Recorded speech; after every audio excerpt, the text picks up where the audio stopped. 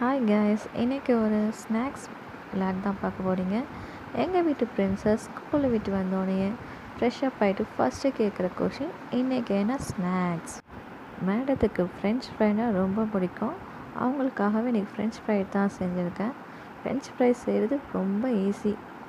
3 உருளைக்கிழங்கு எடுத்தோமா, தோலை செதுக்கணுமா, இதே மாதிரி ஸ்லைஸாக கட் பண்ணோமா, கொஞ்சம் சுடு தண்ணியில் வெதுன்னு வேக வச்சோமா, ரொம்ப வேக வைக்காமல் அரை வேக்காடை வேக வச்சோமா, அப்புறம் அதை நல்லா வடிகட்டிக்கணும்.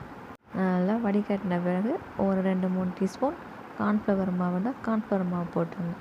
ஒரு எண்ணெய் சட்டியில் நல்லா எண்ணெயை விட்டு எண்ணெய் நல்லா சூடு வந்த பிறகு கார்ன்ஃப்ளவர் மாவு போட்டு பரட்டி வச்சுருக்கோம்ல, அந்த உருளைக்கிழங்கை எடுத்து எண்ணெயில் போட்டு பொரிச்சு எடுக்க வேண்டியதான்.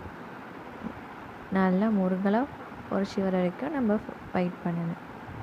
2 பக்கமும் நல்லா முருகலாக வந்த பிறகு நல்லா எண்ணெயை வடிகட்டி எடுத்து ஒரு பிளேட்டில் ஃப்ரெஞ்ச் ஃப்ரையை வச்சிடலாம். வச்சுட்டு அது மேலே தேவையான அளவு உப்பை எடுத்து தூக்கி பிரட்டி விட்டுக்கலாம். காரம் வேணும்னா மிளகுத்தூள் லைட்டாக போட்டுக்கலாம். எங்கள் வீட்டு பிரின்சஸ்க்கு காரம் பிடிக்காது, அவ்வளோதான்.